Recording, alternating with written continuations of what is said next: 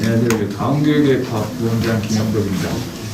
오늘은 뭐 과학보다는 좀 수학 위주로 이렇게 설명회를 진행할 텐데요. 일단 뭐 전반적인 올해 입시 과정의 뭐 공백률이라던가 통과율, 어떤 그리고 입시 전형에 대해서 1차적으로 분석을 할 거고요. 그 다음에 이제 수학에서 수학 프로그램에 대해서 분석을 할 거고, 이어서 마지막에 원장님께서 종합적으로 뭐 수학학을 현재 어떻게 공부를 해야 되는지 그 로드맵에 대한 어떤 이런 과정으로서 설명회를 진행하겠습니다. 먼저 일단은 올해 이제 영재학교 어떤 대학 진학한 인원인데요. 실질적으로 이제 영재학교를 진학한다는 게 뭐 어머님들께서는 1차적으로 좋은 대학을 가기 위해서 이렇게 생각을 고민들을 많이 하세요.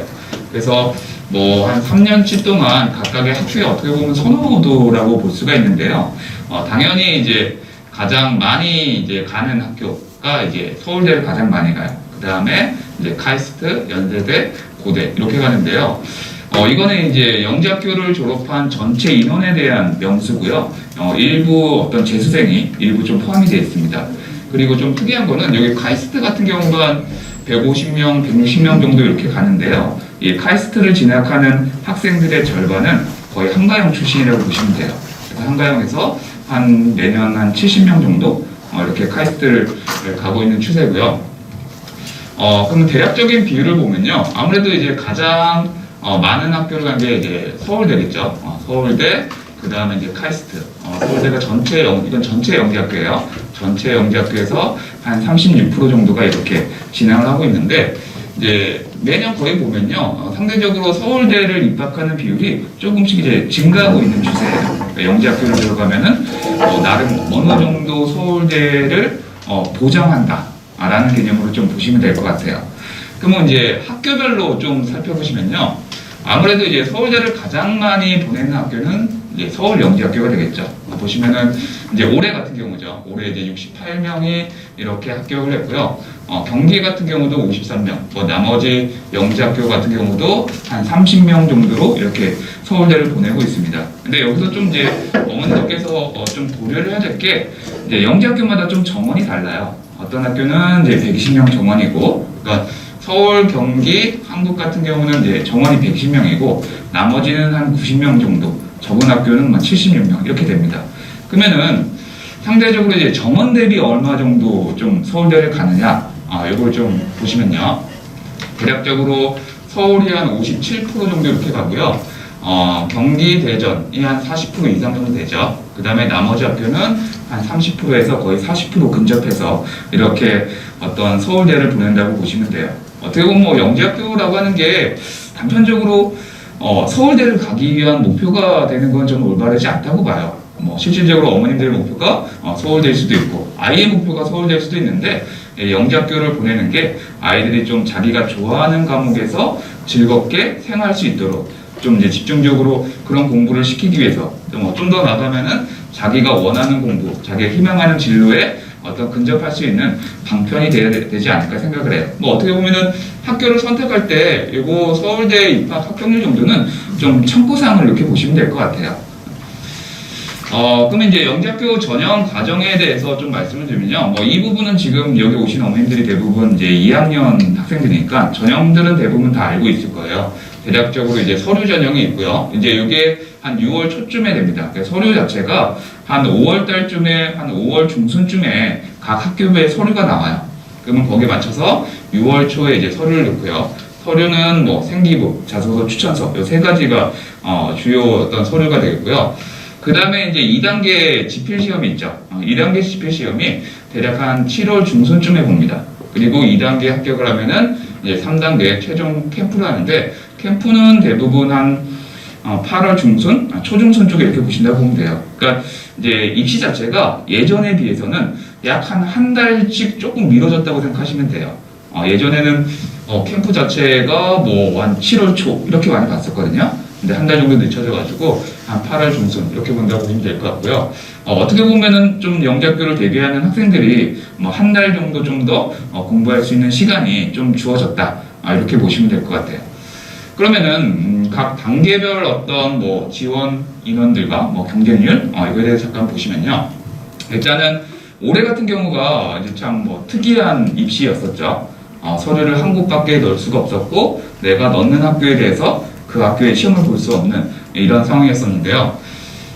전체적으로 봤을 때 연도별로 봤을 때 좀 지원하는 인원수를 보시면요. 실질적으로 이제 앞으로는 이제 그 전의 비율을 볼 필요가 없어요. 그 전 같은 경우에는 이제 중복 서류가 돼서 한 학교를 선택했었는데 올해 같은 경우는 이제 한 학교의 서류만 넣어서 이제 거기에서 통과를 해야지만 이제 그 학교의 시험을 볼 수 있는 이런 단계가 거쳐졌었는데요.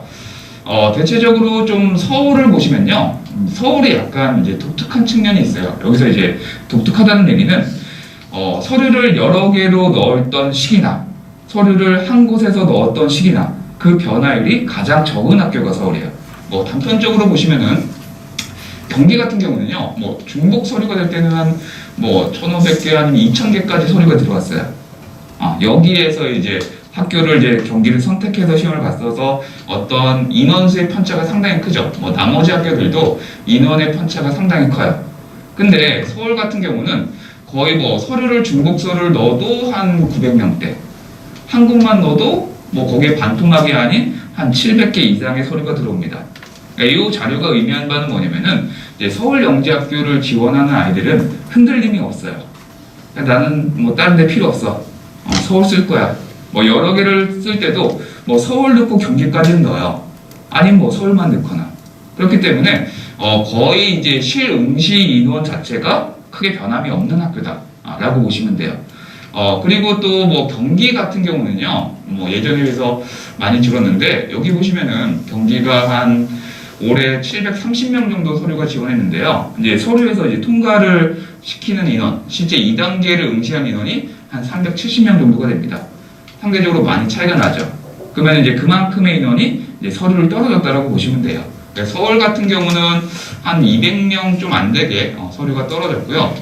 서류가 좀 많이 탈락하는 학생들, 이제 선별해서 떨어진 학교가 경기나 한국 같은 경우가 상대적으로 지원 대비 선발 인원이 좀 작기 때문에 서류의 탈락률이 가장 높다고 보시면 돼요. 그러면 그 퍼센트가 어느 정도 되느냐? 이제 여기는 이제 합격률이죠. 합격 통과율이라고 보시면 돼요. 여기에서 이제 100%를 빼면은 이게 이제 탈락률이 되겠죠. 이거 통과율이니까. 그러니까 서울 같은 경우는 서류 한 78% 정도가 통과를 했고요. 아까 말씀드렸듯이 경기나 한국 같은 경우는 상당히 거의 한 절반 이상의 서류가 떨어졌었죠. 근데 여기서 좀 보실 게 이게 실질적으로 이제 4학년들, 내년에 4학년들이 얼마 정도 서류가 떨어져야 봤는데 이거는 이제 2학년과 3학년을 통틀어진 거거든요. 실질적으로 이제 만약에 서류가 한 700개가 들어와요. 서울 경기 같은 경우에 700개가 들어오면은 한 3학년 서류 자체가 한 400개 정도 된다고 보시면 되고요. 2학년 이제 3학년을 제외한 나머지 인원의 어떤 인원이 한 300명 정도라고 보시면 돼요. 그럴 때 상대적으로 뭐 경기 같은 경우에 절반이 떨어졌는데 대다수는 2학년들이라고 보시면 돼요. 3학년들을 서류가 떨어지는 경우도 있는데 그렇게 크지 않다고 보시면 될 것 같고요. 저희 학원에서도 이제 서울 같은 경우에 서류를 떨어진 아이들이 비율로 따지면은 뭐 한 5%? 이 정도밖에 안 됩니다. 실질적으로 어떤 3학년들의 영향력은 좀 적다고 보시면 될 것 같고요. 그리고 뭐 서류 통과가 조금 수월하다고 볼 수 있겠죠. 상대적으로 수월한 학교가 뭐 대전이라던가 대구라던가 뭐 인천 이런 학교는 상대적으로 조금 수월한 학교다라고 보시면 될 것 같아요. 이게 어떤 그 해에 얼마만큼의 지원을 했느냐에 따라 좀 달라지거든요. 그리고 또 2단계에서 얼마나 이제 응시할 인원을 뽑느냐에 따라 달라지는데 이건 뭐 뒤에 가서 말씀드리겠지만 좀 이제 올해 같은 경우는 이제 코로나의 여파가 있어서요. 그런 영향도 좀 있기 때문에 서류 탈락률이 상대적으로 좀 많았을 것으로 이렇게 생각이 됩니다. 그 다음에 또 2단계 이제 지필을 보시면요. 아까 이제 2단계에서 이게 응시한 인원이죠. 네, 응시한 인원이고요. 상대적으로 이제 선발된 인원을 보는데 2단계 실질적으로 응시한 인원을 보면요. 뭐 서울 같은 경우는 이제 작년 대비 조금 증가했죠. 100명 정도 좀 더 늘어났고요.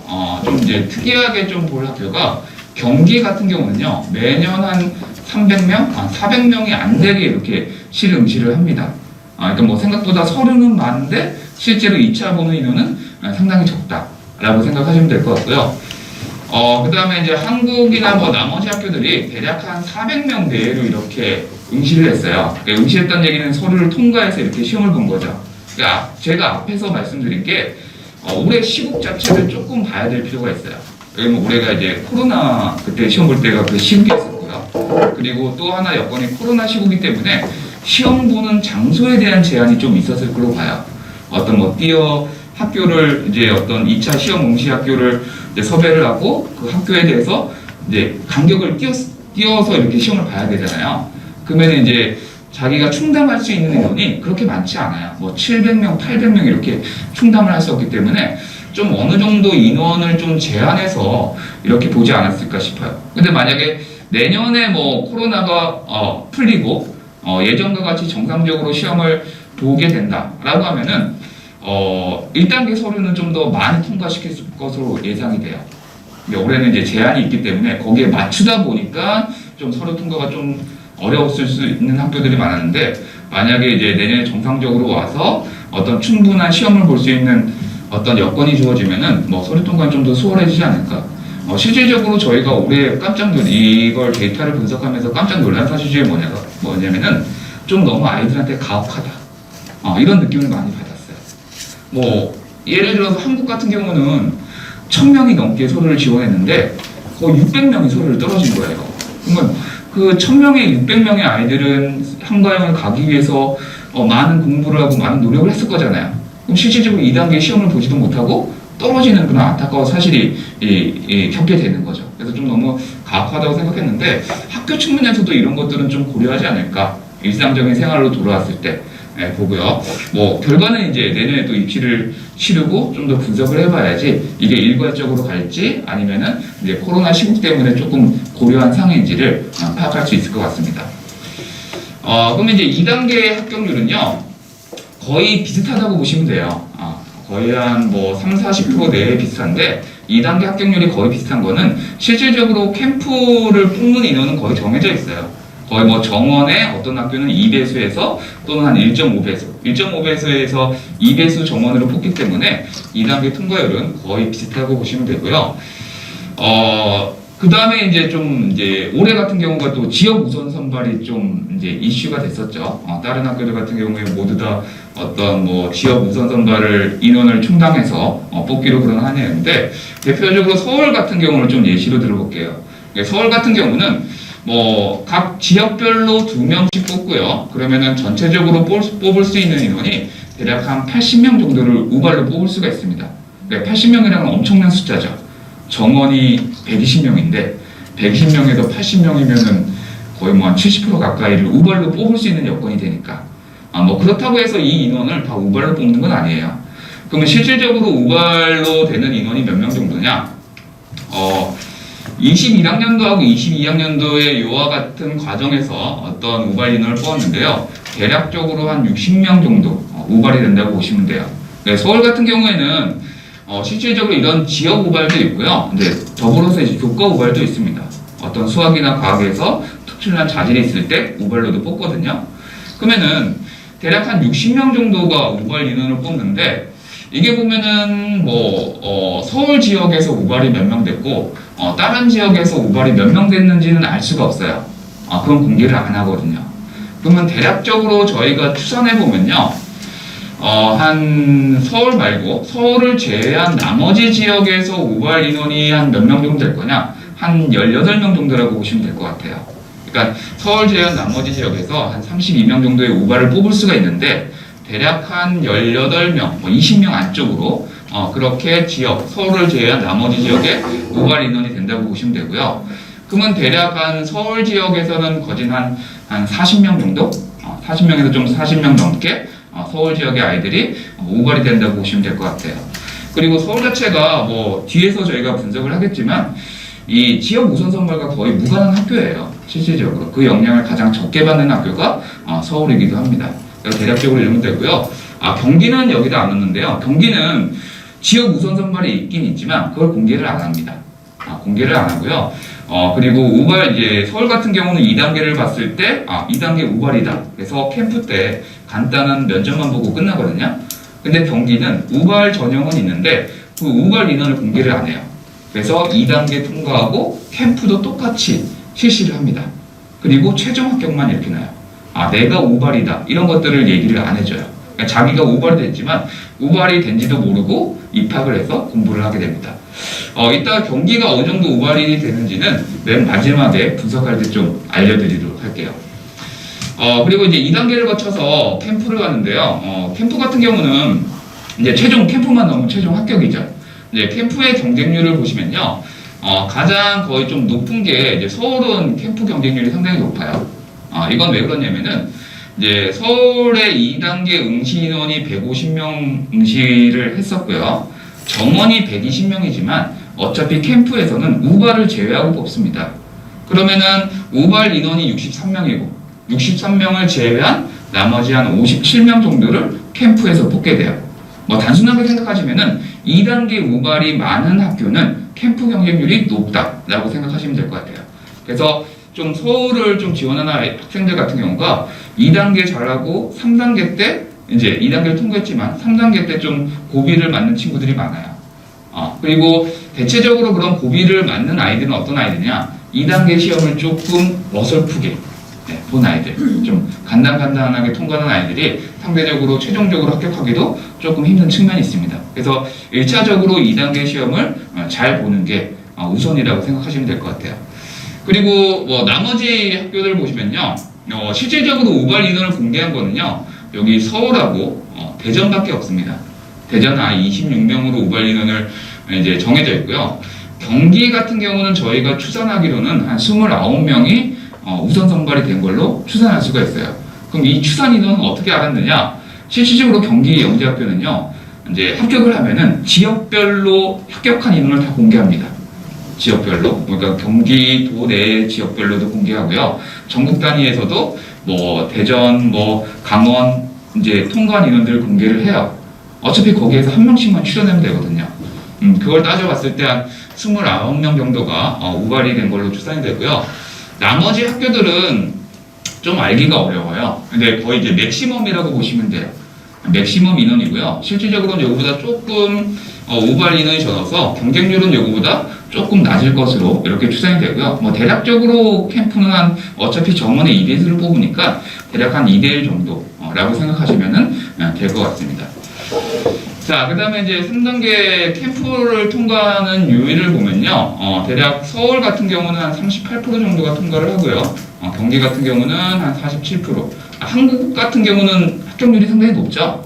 합격률이 높은 이유가 뭐냐면은, 이 한과형 같은 경우는요, 상대적으로 2단계를 통과하는 학생들 대비 정원이 높습니다. 얘들이 한 1.5배수를 통과시키거든요.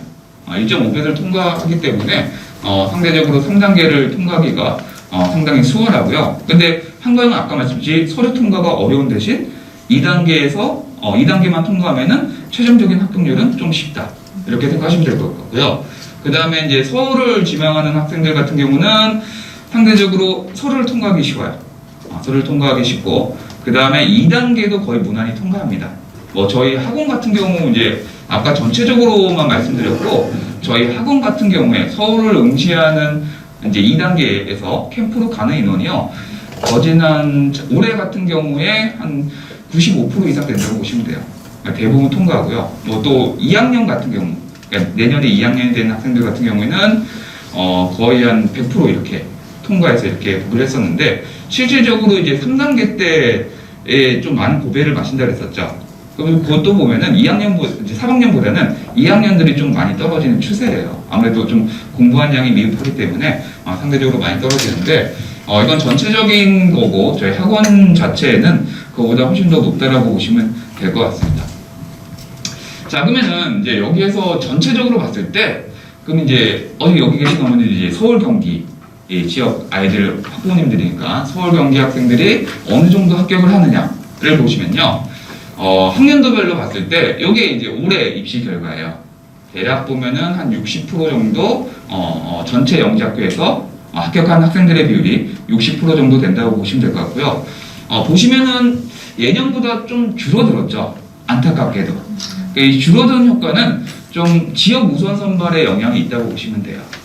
아무래도 그 지역의 아이들을 좀 더 뽑으려고 하기 때문에 상대적으로 서울, 경기 아이들이 전체적으로 봤을 때 합격률이 좀 낮다고 보시면 되는데, 이것도 어떤 전체적인 분포에서 이런 거고요.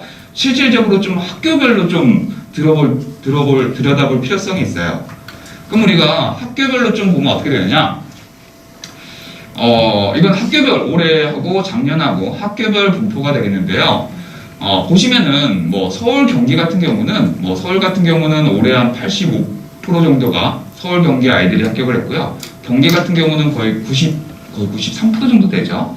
대부분 서울, 경기 아이들이 이렇게 합격했다고 보시면 돼요. 근데 전반적으로 많이 서울, 경기 비율이 떨어진 학교들이 어디냐? 대전이라던가 한국이라던가 여기 뭐 인천이라던가 이런 학교들, 광주라던가. 그러니까 서울, 경기를 제외하고 나머지 학교들이 조금 떨어졌다고 보시면 돼요. 그렇기 때문에 전체적으로 봤을 때 서울, 경기를 합격하는 서울, 경기 지역 학생들이 합격한 확률이 예년보다 조금 떨어진 거예요. 그냥 뭐 서울, 경기는 거의 상관없다고 보시면 돼요. 자, 근데 좀 특이한 게 서울이 좀 많이 떨어졌죠, 그쵸? 그래도 좀 아쉬운데, 그래도 서울이 작년에는 거의 한 90% 이랑 이렇게 붙었었는데 올해는 조금 떨어졌어요.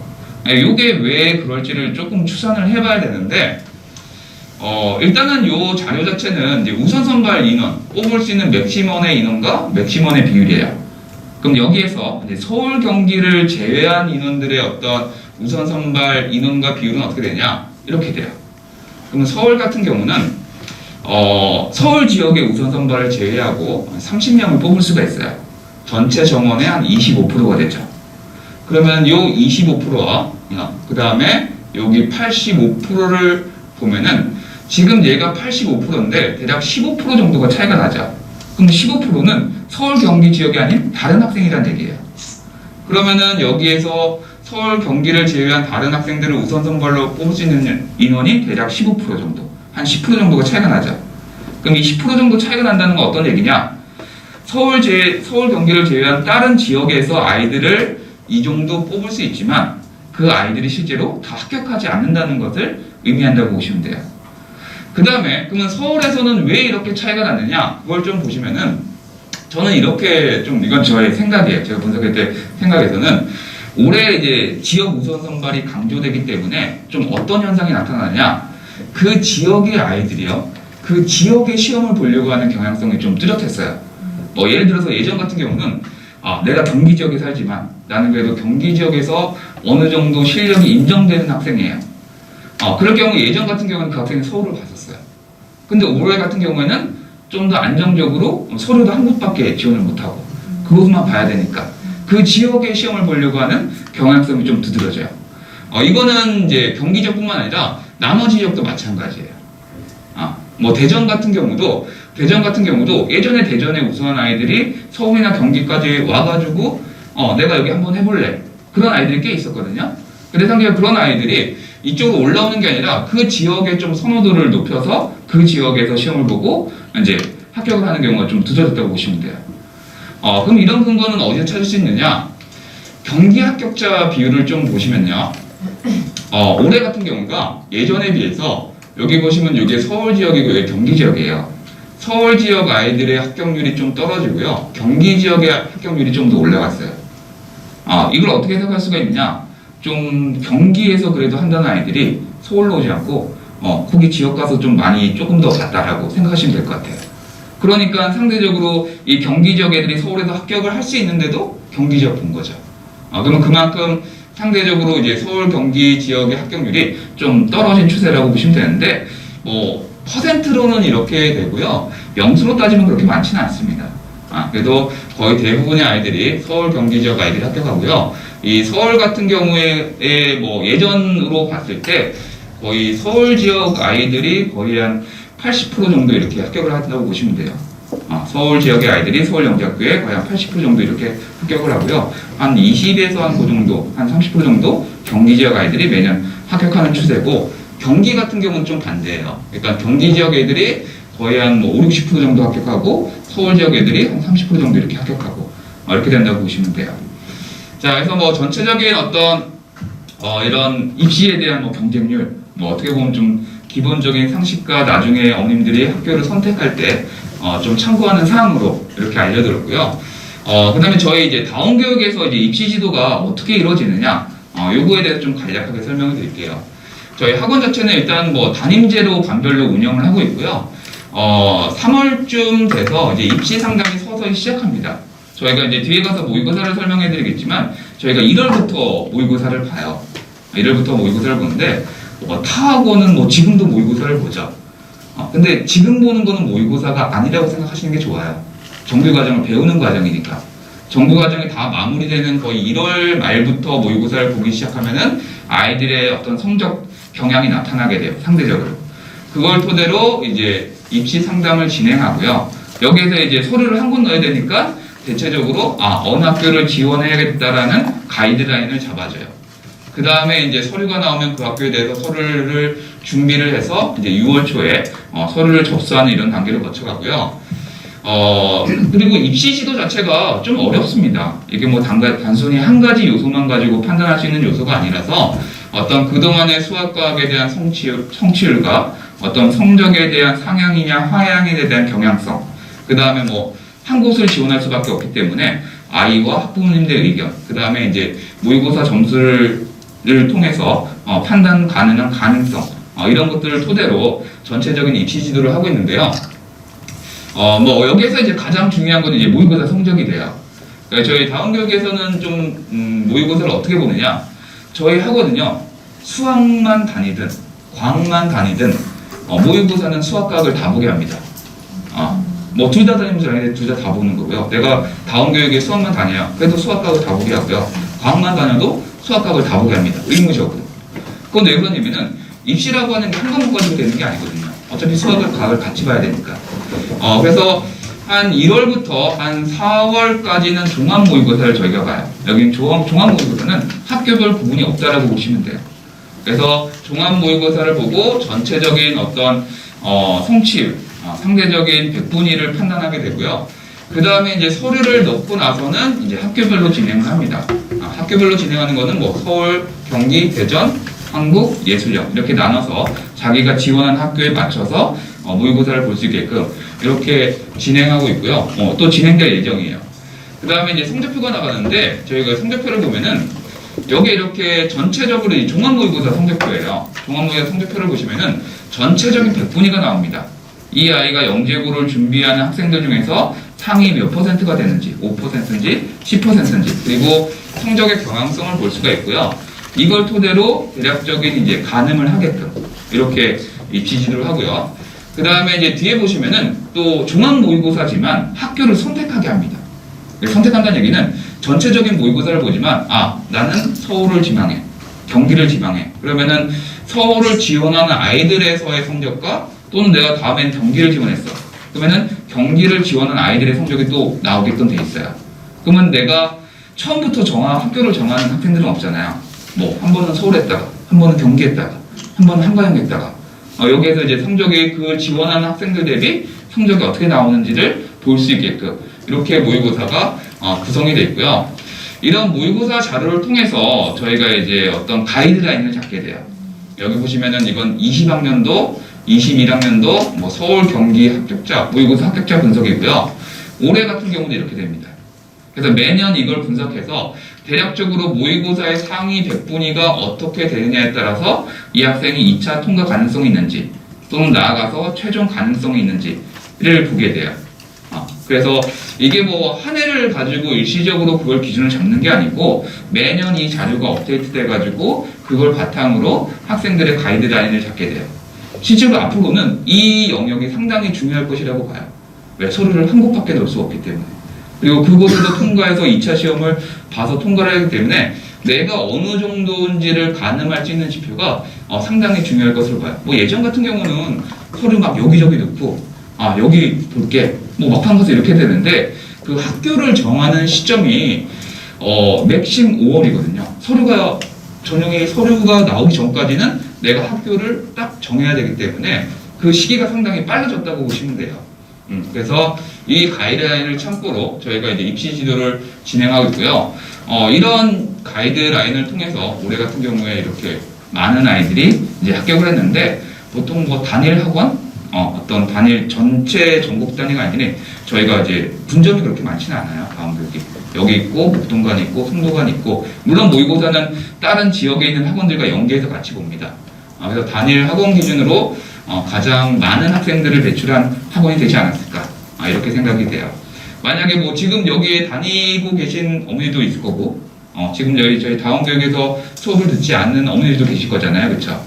그래서 지금 말씀드린 이런 자료는 저희 학원에서 와야지만 그 데이터를 가지고 입시들을 해나갈 수가 있습니다. 뭐 오늘 주된 목적은 수학에 대한 어떤 설명을 하는 건데요. 거기에 앞서서 간략하게 뭐 과학이 어떻게 좀 진행되고 있는지는 좀 말씀을 드릴게요. 지금 현재 저희가 이제 개강은 이제 9월 달에 대부분 개강을 했죠. 그리고 지금 이제 11월인데 실질적으로 뭐 9월, 10월, 11월이지만 수업한 비율이 그렇게 많지 않아요. 왜냐면 이제 중간고사 끼었기 때문에 거진 뭐 한 달 반 정도 이렇게 수업이 진행됐다고 보시면 돼요. 그래서 전체 저희가 한 9월부터 전체적인 진도 과정을 1월 말로 잡고 있어요. 모라등기별로 따졌을 때 1월 말까지 전체적인 이론을 이렇게 잡고 있는데, 한 현재 진행률이 한 30% 정도 진행했다고 보시면 돼요. 이 얘기는 지금 오셔도 늦지 않습니다. 이 얘기를 말씀드리려고 하는 거고요. 그래 1월 말까지 전체적인 과정을 마치고 이제 2월 달부터 모의고사를 병행해서 좀 더 응용 문제, 실전 문제 풀이 위주로 가고요. 그 다음에 이제 5월부터 학교를 이제 정한 이후부터는 이제 파이널 과정으로 이제 학교별에 맞춰서 수업이 진행됩니다. 그 다음에 저희가 이제 과학 같은 경우는요, 한 과목에 두 분의 선생님이 들어가요. 뭐 물리는 물리 선생님 한 분이 쭉 하는 게 아니라 물리 선생님이 계셔도 물리 두 분이 선생님이 한 반에 들어가셔요. 그래서 각각의 파트를 나눠서 진행하고요. 그 다음에 이 한 단계가 끝나면은 이제 크로스로 파트를 또 바꿉니다. 그래서 또 진행을 하고요. 저희가 뭐 이렇게 진행하는 이유는 아이가 어떤 똑같은 문제를 풀어도 다양한 접근 방식과 사고를 연습을 해야 되거든요.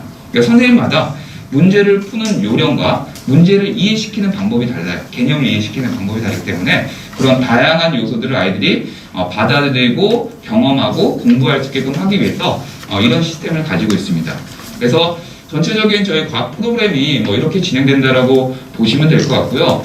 현재 저희 과학반 같은 경우가 실질적으로 거의 인원이 차서요. 그렇게 많이 받아들일 수가 없습니다. 뭐 예를 들어서 지금 저희가 이제 가장 높은 반이 SS반이에요. 저희가 MSS반이 있고 TSS반이 있는데 거의 정원이 다 찼습니다. 뭐 지금 한 20명 남짓 이렇게 한 반 구성되고 있는데 이것도 좀 많긴 한데요. 거의 정원이 찼고 그 다음에 이제 S반 같은 경우는 좀 더 여유가 있어요.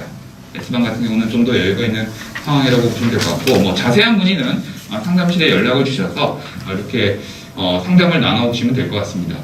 이렇게 해서 입시에 대한 프로그램 어떤 설명은 이렇게 마치고요. 이어서 수학 프로그램에 대한 설명을 해줄 텐데 수학 팀장님 나오셔서 먼저 설명을 해드리도록 하겠습니다.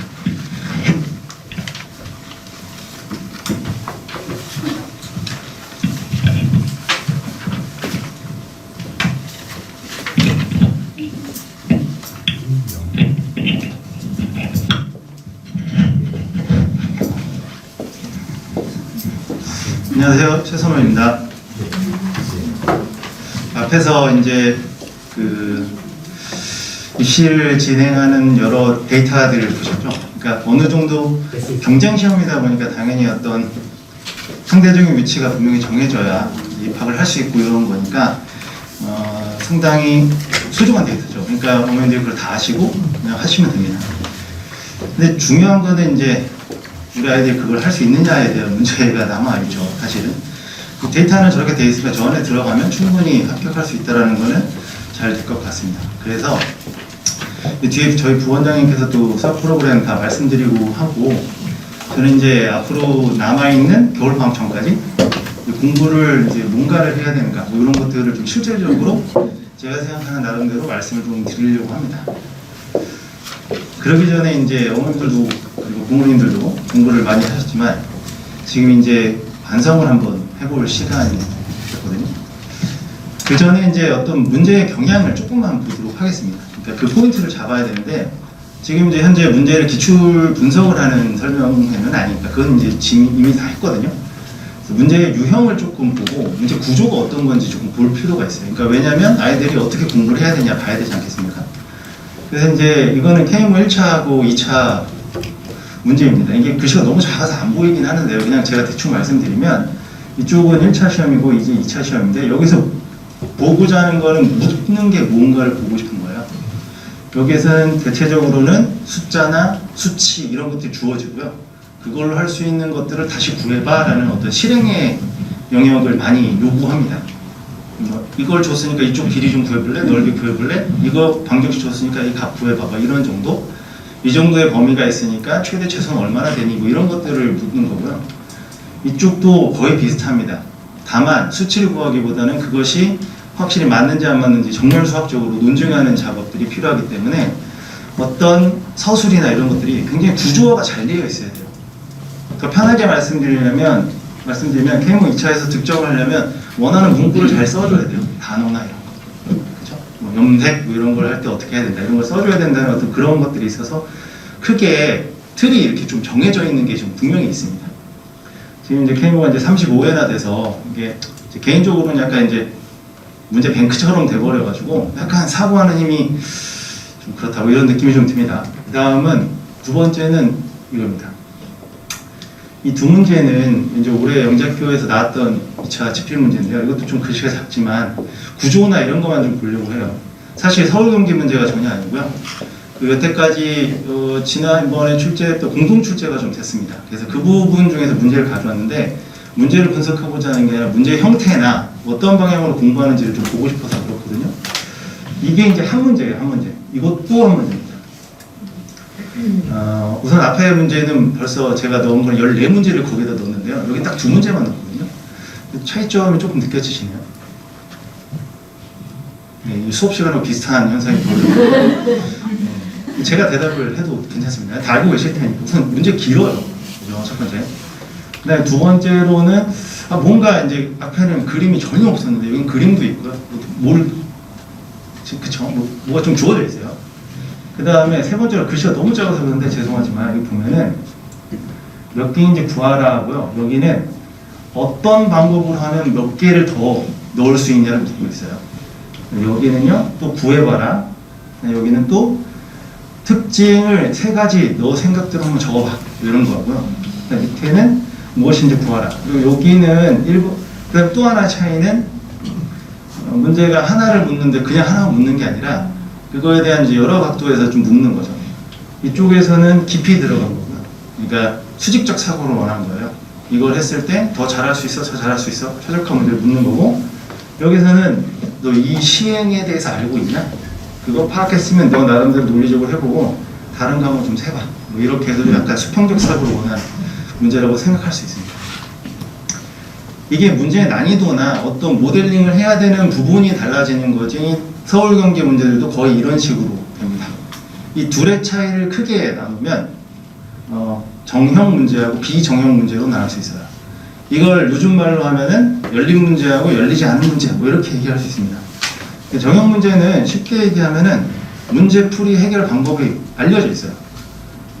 이건 문제 난이도의 분류가 아니에요. 그러니까 아무리 어려운 문제고 계산이 많아도 이런 방향으로 풀어나가면 풀린다는 걸 알고 있는 문제들이 정형 문제입니다. KMO 문제가 제일 대표적이죠, 사실은. 근데 두 번째 비정형 문제는 문제 해결 방법이 잘 알려져 있지 않아요. 더군다나 해결 방법이 하나만 있는 것도 아니고 정답이 유일하게 나오지도 않아요, 사실은. 이해되시나요? 이 둘의 차이가 되는데 저는 개인적으로 올해부터 KMO하고 영재학교 2차 집필 적어도 수학에서는 교집합이 정말 의미 없을 정도로 작아졌다고 생각을 해요. 물론 KMO가 필요 없다는 걸 절대 주장하는 건 아니고요. 그 문제가 출제되는 게 그렇다라는 사실을 좀 알려드리고 싶어서 그랬습니다. 그럼 이제 여태까지 이렇게 해온 것을 봤을 때 우리가 이제 어떻게 준비를 해야 되냐라는 것이 이제 가장 중요한 거잖아요. 뭐 결론을 하나 딱 말씀드리면 결론적으로는 문제 해결하는 능력을 키우는 방법밖에 없어요. 사실은. 당연하죠. 뭔가 하늘에서 뚝딱 떨어지는 건 아닐 테니까. KMO 문제보다 영재학교 문제가 적습니다. 여태까지 출제한 걸 보면 KMO 한 해마다 20문제씩 나오고 각 학마다 모의고사가 많고 해서 정말 문제가 너무 많거든요. 그러니까 이제 거기에서 어느 정도 이제 테크닉적인 훈련을 통해서 문제를 보면 이게 자동적으로 되는 경향이 있는데 이건 또 그렇지 않아요. 그래서 이런 것들을 이제 분석하는 것을 어떻게 공부하느냐에 대한 얘기를 해야 되는데 그걸 하기 전에 이제 아까 말씀드린 약간 반성이 좀 필요하고요. 그 다음에 이 학습적인 태도, 방향도 조금 얘기를 해보겠습니다. 네, 우선 첫 번째로는 학습 태도에 대해서 말씀을 조금만 드려볼게요.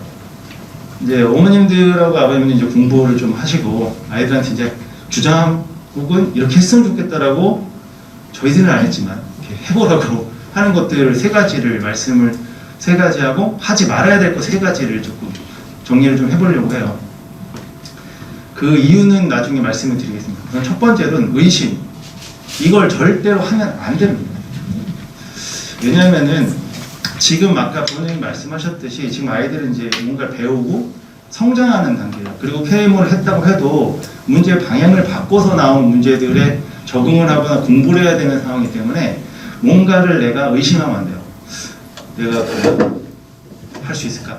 영재학교 갈 수 있을까? 부모님들도 한번 생각을 해보시면 됩니다. 할 수 있을까? 그거를 의심하면 안 됩니다. 우선 성장하는 단계니까. 또 하나의 데이터를 보여드리면 아까 영재학교 이제 최종적으로 합격하는 학생들을 보면은 대략적으로 그냥 100명 잡았죠. 100명 평균. 8개니까 800명이 이제 영재학교를 간다고 생각하면 지금 300에서 350 이렇게 물결을 표시했는데 이건 뭐냐면 수학만 봤을 때 KMO 응시를 생각해보면 300에서 3,500 정도 됩니다. 그러면 거기에 10% 정도 아주 넉넉하게 주면 공상을 그 정도 받는다고 생각할 수 있거든요. 800보다 작죠. 아직 TO가 남아있는 거죠. 사실은. 그렇죠? 그러니까 의심을 절대 하면 안 돼요. 그리고 사실 KMO 했다고 해도 제대로 한 학생이 아니면 사실 다시 하는 거랑 거의 비슷합니다. 제가 봤을 때. 그러니까 첫 번째 의심을 하면 안 됩니다. 아이들이 지금 커가는 시간이고요. 아까도 말했지만 본인 말씀했지만 한 달 정도 시간이 더 길어졌어요. 실제로. 그러니까 공부할 시간이 더 여력이 있습니다. 이따 뒤에서 뭐 하나 또 보여드릴게요. 두 번째 하지 말아야 될 거는 디테일의 함정에 빠지면 안 돼요. 이게 무슨 말이냐면 아까 문제를 봤을 때 그러니까 문제를 해결하는 단계를 생각해 보면은 유명한 수학자이자 수학교육학자인 이제 폴리아가 문제를 이해를 하고 이제 문제를 설계를 한 다음에 실행하고 반성해라. 모든 문제를 풀 수 있다. 이렇게 얘기를 했는데 KMO 문제나 이런 거 봤을 때 아까 얘기했던 그 실행 단계에 굉장히 초점이 되어 있는데 아까 문제 길이랑 이런 것들을 다 봤을 때는 문제를 분석하고 이해하는 능력도 굉장히 중요하고요. 그걸 전략을 짜는 것도 중요합니다. 비전형 문제다 보니까. 그러니까 이거의 평가 요소가 더 크다고 생각해요. 그러면은 문제를 풀다가 보면은 제일 끝단에서 뭔가 해야 되는 상황들이 벌어질 때 그게 평가 요소에 얼마나 반영되겠냐라는 거예요. 예를 들면 이런 거예요. 조합을 풀다 보면 이런 문제들이 나오거든요. 이런 게 최종적으로 계산해야 될 것들이 나올 수가 있어요. 그러면은 이거는 13개 항을 계산하는 거거든요. 근데 이거는 그냥 16 컴비네이션 4예요. 딱 한 번에 계산할 수 있어요. 게임을 조금 했다 하면. 근데 굳이 그렇게 해야 되나요? 라는 거예요, 사실. 그러니까 그 디테일의 함정에 빠져가지고 문제의 첫 번째 있는 중요한 그 포인트들을 놓치는 것보다 차라리 대안이 있는 이런 것들은 그냥 쿨하게 나중에 챙겨도 된다 이겁니다. 더 말씀드릴 수 있는 건 이거예요. 무엇을 아느냐가 중요하지 않고 지금 크는 아이들한테는 무엇을 할 수 있느냐가 되게 중요해요. 뭐 이론 많이 알아봐야 뭐하죠? 아까 그것처럼 적용할 수 있어야 되기 때문에 그런 것들에 초점을 맞춰야 돼서 디테일의 함정에 빠져가지고 뭔가 난 잘 안 돼 라는 그런 거를 느낄 필요는 없습니다. 물론 어떤 것이 필요 없나요? 이것도 선생님들이 가이드를 잘 해주셔야 되겠죠. 저희 학원처럼.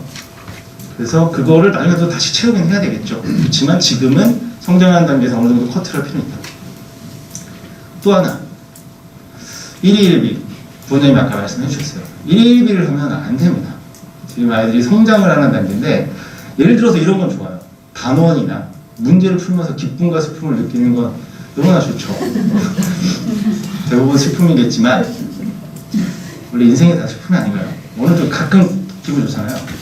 그것처럼 그렇게 해도 괜찮아요. 문제는. 근데 딱 하나만 하면 안 돼요. 성적입니다. 성적은 지금 아이들이 크는 단계이기 때문에 이게 뭐 잘 나왔다 안 나왔다 이렇게 소수용 테스트 1태 보내드리면 왜 이렇게 안 나온다요 이러시면 그럴 수 있죠. 어른들은 안 그러셨나요? 이게 들락날락 할 수밖에 없어요. 당연히 커가야 되는 성장이 그래야 더 크죠 사실. 네? 위기를 많이 맞아보고 내가 틀려봐야 다음에 맞지 않겠습니까? 그렇게 커가는 것이 좋습니다. 그러면 성적이 왜 자꾸 오락내리락 하냐? 지금 진짜 열심히 하는데 왜 이렇게 오락내리락 하냐? 이게 원인은 사실은 과거에 있어요.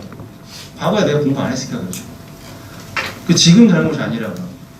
과거에 공부를 안 했거나 그게 중요도를 몰랐거나 다른 방향으로 공부했거나 누가 안 알려줬거나 이런 것들 때문에 그렇고 그럼 그걸 지금부터 열심히 잘하면 몇 개월 뒤에는 다시 이런 일이 나에게 힘듦을 주지 않겠죠. 그게 아까 말씀드린 대로 꾸준한 이런 의심 이런 것도 하지 않고 종합부에서 볼 때까지 그냥 해주면 됩니다. 이 수치를만 봐도 사실 게임은 저는 이렇게도 생각해요. 좀 심한 말이지만 누가 끝까지 버티느냐가 영적 입시에 붙냐 안 붙냐 이럴 수도 있죠. 인원수나 이런 것들을 봤을 때 물론 이렇게 좋은 가이드들이 있어야 됩니다. 그 다음에 이렇게 세 개를 말씀드렸거든요. 이제 그러면 그 다음에는 이제 꼭 필요한 거 했으면 좋겠는 거 세 개를 말씀을 좀 드려볼게요. 저도 이제 이걸 작성하면서 아 내가 조금만 더 어렸을 때 이걸 했으면 이런 생각이 좀 들었는데 첫 번째는 시간 만들기입니다. 그죠? 24시간이 이제 다 똑같이 주어져가지고 이게 주어져 있고 또 IQ를 위시한 여러 가지 학습적인 능력들은 다 비슷하잖아요. 지금 아이들을 봤을 때 내 아이가 너무 떨어져 이렇게 하신 분 여기 안 오셨을 거예요. 솔직히 말씀드리면. 근데 왜 성과가 다 다르게 나오냐? 결과적으로 저는 단연코 딱 한 가지라고 생각해요. 투입하는 시간. 너가 얼마나 투입했냐 이거 진정성 있게 그 차이가 성적의 차이를 저는 만들다고 생각을 합니다. 진짜 이렇게까지 시간을 만들어야 되나라는 거를 저는 해야 된다고 생각해요. 걸으면서도 공부해야 되고요. 밥 먹으면서 공부하고 샤워하면서 공부하고 1시에 자서 졸려 죽겠지만 5시, 6시에 일어나서 공부하고 학교 가는 이렇게까지 해야 되나? 그래야 되지 않을까요? 라는 거예요. 그게 이제 이게 의지가 힘들어가지고 의지가 너무 고갈돼서 안 돼. 그거는 좀 그런 의지는 태도이기 때문에 할 수 있어 라는 생각만 하면 할 수 있다고 저는 봅니다. 그렇게 시간을 만들어야 된다고 생각해요. 거기에 이제 가장 효과적인 방법은 그냥 포기를 해버리는 거거든요. 그러니까 이거를 다 포기한다는 게 아니라 아이들이 좋아하는 걸 다 포기해버립니다. 핸드폰, 잠, 뭐 휴식을 빙자한 게임. 엄마 나 공부 많이 해서 게임 좀 해야 돼. 그건 거짓말이에요. 그때 인지능력 훨씬 더 많이 쓰는데 게임에 더 집중해요 애들이. 그래서 공부할 때 되면 머리가 엄마 너무 피곤해. 그거 다 본인이 알아요. 내가 열심히 했나 안 했나. 얼마나 솔직하냐의 차이죠 아이들이. 그래서 포기를 하는 게 맞다. 네. 그래서 이렇게 해서 만든 시간이 있으면 분명히 정말 잘 써야 되잖아요. 계획을 세워야 돼요. 시간이 아무리 선생님 이제 벌써 내년에 이제 입시인데 지금 뭐 계획 세우고 그걸 언제 하고 있어요? 무조건 문제 풀어야죠. 그거는 쌓이지 않고 다 날라가요. 제가 보고. 그냥 아주 짧은 시간이라도 계획을 잘 세워서 그냥 차곡차곡 쌓는 게 맞습니다. 그럼 계획을 세우는데 아까 그것처럼 계획을 막 세워가지고 막 하는데 처음부터 막 진짜 하는 아이들 있잖아요. 엄마 나 지켜봐. 진짜 6시부터 12시까지 시간표가 진짜 1시간 단위로 다 해서 꼭 합니다. 휴식도 없고 아무것도 없어요. 아 쉽지 않습니다. 실행이 안 돼요. 실행이 안 되면 되게 힘들어요. 나는 그러면 우울해지고 엄마한테 화내고 그러니까 그 실행이 돼야지 그게 훨씬 더 선순환이 되거든요. 그러니까 이제 처음에 계획을 세울 때 너무 타이트하게 세우면 안 되고 약간 넉넉하게 세워가지고 계획을 계속 업데이트 해줘요. 실현 가능한 애들로 세우고 업데이트를 조금 계속 하다 보면 아이들이 뭔가 자기 생활을 조직하는 힘이 생기거든요. 이게 문제를 조직하는 힘까지 발전할 수 있다고 봐요. 뭔가 컨트롤할 수 있는 능력이니까. 그 다음에 또 하나 반성하기입니다. 이게 이제 위에 거하고 같은 맥락이죠. 사실은 이 반성하기가 안 되면 이것도 뭐 의무가 없죠. 사실 내가 왜 안 됐는가를 생각을 해야 되는데 이 반성을 잘하려면은 그 흔히 이제 여러 학자분들이 얘기하는 메타인지가 좋아야 된다고 하더라고요. 그러니까 나를 바라보는 어떤 힘, 그렇죠? 근데 그런 것들이 사실 문제 해결 전략에서도 굉장히 중요합니다. 사실 뭔가를 내가 하다가 뭔가 이상해. 검토하는 힘이죠. 내가 뭐가 잘못됐나? 그걸 한번 싹 훑어보고 다른 거 뭘 가져다 써야 되는 그런 메타적인 힘? 그런 것들도 이거 되게 중요하니까 필요하다고 봐요. 근데 반성 안 하면요, 그냥 또다시 제자리에 됩니다. 저희가 예전에 그랬던 것처럼 계속 항상 제자리에 돌아오게 되죠. 그래서 이렇게 딱 6가지를 말씀을 드렸거든요. 이 6가지를 말씀드린 게 근본적으로는 아이들이 이제 학습 능력이나 이런 것들이 막 발전되고 이런 것들로 다 된다는 거는 전 첫 번째라고 생각하는데, 그것보다 저는 이 과정들을 하면 뭐가 좋을까 생각해 보면 아이들이 자기가 하고 있는 일에 자신감이 생기고요. 자기 공부에 애착이 생겨요.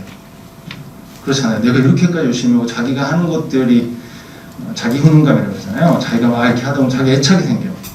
그럼 공부를 또 열심히 하려고 하고 이런 선순환 구조가 생겨서 그게 점점 더 쌓이면 시간이 투입되는 것만 되고 옆에서 밥만 잘 주면 공부하는 상황이 계속 벌어지겠죠. 그래서 이렇게 6가지를 꼭 아이들이 좀 했으면 좋겠습니다, 사실은. 그래서 이제 이렇게 기본적으로 학습 태도에 대해서는 이렇게 말씀을 좀 드렸고요. 아까 이제 되게 좋은 말씀 많이 해주셨으니까. 그래서 이제 다시 넘어와서 수학에서는 이제 앞으로 겨울방학 전까지 뭘 준비하면 좋을까라는 건데, 굉장히 피상적으로 들리실 수도 있겠지만 그냥 말씀을 한번 드려보겠습니다. 우선 첫 번째로는 나눌 수 있는 분류를 해보면은 게임을 했는가 안 했는가로 나눠지고, 그 다음에 이제 성취도가 상중한데 이게 객관적이지 않죠. 아까도 말씀드렸지만 내가 이제 그냥 테크닉적으로 막 잘 푸는 애들이 있고요. 뭔가를 조직하고 사고하고 해서 풀어내는 애들이 있어요. 그러니까 저희가 이제 서술형 테스트나 이런 거 보면은 느낌이 좀 오거든요. 아, 얘는 진짜 성장 강습이 되게 좋아 있는데, 그런 것들을 할 수는 없지만 본인이 제일 잘 알아요. 엄마 나 이게 좀 괜찮아, 안 괜찮아. 이게 솔직하냐 안 하냐의 차이죠. 그래서 이제 나눠 보면은 총 6가지 경우가 나오잖아요. 7 곱하기 3이니까. 그때 이제 이렇게 게임을 했는데 성과도 성취도가 괜찮고 상중 정도 되면은 이제 해야 될 것들이 뭐냐. 우선 첫 번째로 영재 수학으로 전환을 좀 빨리 해야 한다고 생각합니다. 겨울방학 전까지. 그 앞에서 KMO 문제하고 영재학교 문제하고 조금 다른 점을 좀 보셨죠. 그러니까 기존에 했던 것보다 몇 개를 더 해야 돼요. 문제를 이해를 하고 분석하고 수학으로 모델링까지 해야 돼요. 원래는 KMO 문제는 그냥 모델링이 되어 있어요. 이거에서 그냥 구하면 되거든요. 이제 모델까지 해야 돼요. 그리고 그 모델이 적합한지도 판단을 계속해서 모델도 바꾸고 모두 계속 해야 되는 작업을 해야 되기 때문에 그런 연습을 의식적으로 좀 하면 좋습니다. 그 다음에 두 번째로는 어려운 이론을 이제 계속 공부할 거냐, 해도 되죠. 당연히. 능력이 되면 다 하는 겁니다. 선행도 저는 그렇게 생각해요. 능력이 되면 쭉쭉 뽑아도 저는 된다고 생각하는데, 그것도 있지만 그냥 계속 뭔가를 계속 앞으로 전진만 하지 마시고 겨울방학 전까지는 아는 것에 대한 수학적 의미를 계속 짚어볼 필요가 있다는 거죠. 단순한 어떤 공식 하나도요. 그러니까 뭐 피타고라스 정리 같은 건 되게 유명하잖아요. 근데 그게 너무나 위대한 정리이긴 해요. 그걸 꼭 씌워볼 필요는 있어요. 이거가 다른 어떤 모델로 바뀔 수 있는가도 고민도 해보고, 그렇게 조금 수학적 의미를 계속 찾아가는 작업 이런 거를 좀 하면 아이들이 아까 얘기했던 그런 비정형 문제를 풀어나가는 힘이 좀 더 생길 수 있습니다. 이거는 강조를 안 할 수가 없습니다. 그냥 문제 해결력. 이게 알고 있는 지식, 정보를 가지고 어떤 것을 효율적으로, 직관적으로 잘 해결하는 어떤 능력이라고 합니다. 어떻게 길러야 될까요? 배우는 게 아니라 습득하는 거예요, 본인이. 본인만의 문제 해결 전략들이 막 나올걸요. 그러니까 그거는 문제를 계속 풀어야 돼요. 진정성 있게 자기가. 그냥 계속 이렇게 막 풀면서 그냥 문제를 풀고 답 맞추고 문제 풀고 답 맞추고 요거보다 조금 더 뛰어넘으라고 얘기하세요. 문제 풀고 뭐 예를 들면 이런 거죠. 감상평 한번 남겨봐. 아, 이 문제는 잘 쉽지 않죠. 어려웠어. 이것보다 이 문제는 이 테크닉이 기가 막혀. 뭐 이런 정도까지 생각을 하고 나면은 조금 더 나을 거라고 생각합니다. 그렇게 해서 하면은 이 학생들은 잘 할 겁니다. 네. 사실 기본적으로 학원 커리만 잘 따라가도 잘 하는데 이렇게 하면 성과가 더 나올 거라는 생각이 드는 거죠. 그 다음에는 KMO를 했는데 사실 성과가 좋진 않아요. 그냥 대충 한 거죠. 솔직히. 그냥 그런 학생들하고 KMO를 하진 않았지만 굉장히 사고가 괜찮은 아이들이 있습니다. 점점 늘어나는 추세라고 저는 생각해요. 아까 수치도 보셨지만 합격하는 학생들을 봐도 특정 학교는 조금 제외를 하겠습니다. 서울 같은 경우는 좀 쉽지가 않아서 그런 학생들은 조금 그렇게 있는데 다른 학교에서는 점점 더 이 학생들이 늘어나는 추세라고 저는 생각합니다. 문제들을 봐도 그렇잖아요. 그렇죠? 그렇게 해서 이 학생들도 첫 번째는 정등식 교과 심화를 좀 완벽하게 했으면 좋겠어요. 했던 걸 또 왜 하냐. 근데 한번 집에 가서 풀려보시면 돼요. 여기에 매몰되라는 말이 아니에요. 제가. 이것만 계속 하루 종일 풀어야 된다는 아닌데 이것도 틈나는 대로 조금 점검을 좀 할 필요가 있다. 물론 이게 작년, 재작년이었으면 좀 더 강력한 툴이 됐을 거예요. 근데 올해는 이런 문제들이 싹 사라졌어요. 그러니까 사실 한국에서 원래는 작년, 재작년에서 1번 문제, 8문제 이렇게 중등 교과서가 싹 나오고 해서 아이들이 거기에서 조금 풀어나갈 여지가 있었고 그랬는데 다른 학교들도 아까 공동 출제 문제 같은 것도 봤을 때 이런 문제가 싹 사라졌거든요. 이건 안 해도 되네요? 는 아니죠. 이게 없는데 어떻게 되겠습니까? 아까 말씀드렸듯이 그 2차 집필 문제들을 봤을 때 무엇을 아느냐보다는 있는 거를 잘 사용하는 아이들 걸로만 해도 더 쉽게 말씀드리면 중등 교과 심화하고 동시에 기본적인 사항으로만 풀 수 있는 문제들도 되게 많아요, 사실. 그러니까 이것도 점검을 한번 할 필요가 있다. 어떻게? 약간 위에 단계에서 점검하셔야 돼요. 문제 풀고 답 이거 말고 이게 무슨 의미가 있는가 이렇게 조금 생각해 보는 게 좋을 것 같습니다. 너무 한없이 어려우면 그 작업이 안 되잖아요, 아이들이. 두 번째는 아까 아이들하고 조금은 다르긴 한데 지금 내가 이제 무엇을 아는가 보다는 약간 할 수 있느냐에 초점을 맞춰서 아이들의 용기가 좀 북돋아져야 돼요. 특히 게임어를 전혀 안 하는 학생들은 들어보지 않은 용어들이 막 등장을 하면 수업 시간에 이거 어떻게 하면서 벌써 포기를 하려고 그러는데 저는 딱 봤을 때 얘는 되게 괜찮아. 가면 할 수 있다라는 학생도 있거든요. 그 학생들은 아까 얘기했던 그 디테일에 한번 빠지지 말고 무엇을 할 수 있는가. 그러니까 예를 들면 어떤 이론의 증명이나 이런 것들 다 몰라도 이 공식을 쓸 수 있거나 이게 어디에 잘 사용된다라는 것을 알면 그걸 우선 해서 진행을 하고 그 부분들이 되면 저절로 아이들이 알게 될 거예요. 아예 능력을 믿으세요. 그냥. 하다 보면 알게 됩니다. 그렇죠? 이것도 잘 썰다 보면 내가 왜 잘 썼는지 아는 것처럼 됩니다. 그 다음에 또 이건 문제 해결, 이건 강조를 안 할 수가 없죠. 이게 사실 전부니까 이렇게 됩니다. 그 다음에는 이제 KMO를 안 했는데 성취도가 중하인 학생들이 영재학교를 하고 싶다 그러면 굉장히 열심히 해야 될 것 같아요. 시간을 진짜 쪼개서 더 열심히 해야 될 거고요. 그래서 중등 교과 심화를 당연히 하는 게 맞고 그 다음에 무엇을 아는지 모르는지만 판단을 먼저 해봐야 돼요. 사실 졸업방 전까지. 그러면은 이제 선생님들이 조금 필요하겠죠. 너는 이거는 꼭 해야 돼라는 어떤 목록들이 좀 나와줘야 그래서 알고 난 다음에 좀 적용을 좀 할 필요가 있을 거라고 생각이 듭니다. 문제 해결력은 당연히 필요한데 아마 쉽지는 않을 거예요. 되게 성취도가 낮으면 사실 벽에 부딪히기 때문에 무조건 안 된다라는 것보다는 저는 가능성을 좀 열어두고 싶긴 합니다. 네, 이렇게 이제 말씀을 드렸는데 처음에는 어떤 태도적인 측면하고 학습을 할 때 이런 부분에 중점을 둬서 공부를 하면 더 좋은 효과가 나올 거다라는 개인적인 생각을 좀 말씀드렸고요. 이런 모든 것들을 다 아울러서 잘할 수 있는 어떤 전략인데 너무나 단순한 전략이고 어머님들하고 부모님들도 다 동의하실 만한 건데 우선 꾸준하게 해야 됩니다. 그러니까 중간에 이제 하다가 아이들이 그런 게 오죠. 영재 입시 사춘 이렇게 해야 되나? 중간에 안 하는 경향이 딱 생길 때가 있거든요. 그걸 좀 짧게 가져갈 수 있게 아이들 좀 잘 북돋아 주시고 하셔야 될 겁니다. 사실은. 그다음에 두 번째는 반성을 해야 돼요. 이 반성은 이제 내가 뭘 잘못했나 이런 반성보다 문제도 반성해야 되고 내가 하는 모든 것들을 다 반성을 하면서 지금보다 조금씩 나아질 수 있는 것들을 계속 해야 돼요. 그래서 이 두 가지가 가장 핵심이라고 저는 생각하고요. 나머지는 학습적인 측면은 사실 이제 학원이나 어떤 그 옆에서 가이드 해주시는 분들이 다 문제도 주고 이렇게 할 거니까 아이들이 할 수 있는 건, 그리고 어머님들이 좀 알아두셨으면 하는 건 이런 것이고요. 이 그래프를 좀 보여드리고 싶은데 안 보이시죠? 이거는 y는 ax라는 1차 함수 그래프고요. 이거는 y는 ax 거듭제곱이라고 해야 되나? 승이라고 해야 되나? 이게 지수함수입니다. 사실.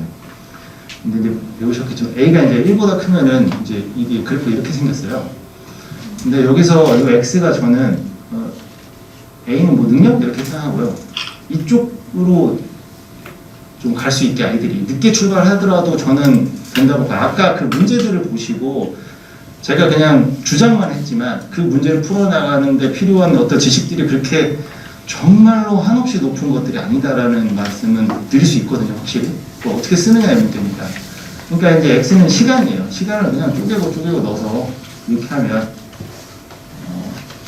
추월을 좀 충분히 할 수 있다고 봅니다. 그냥 쭉 공부하는 학생보다 추월을 할 수 있다고 생각합니다.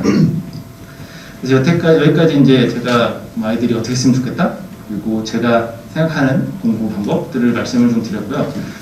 뒤에서 이제 저희 부원장님이 프로그램 설명을 좀 해주실 겁니다. 여기까지 이제 최선이었습니다. 감사합니다.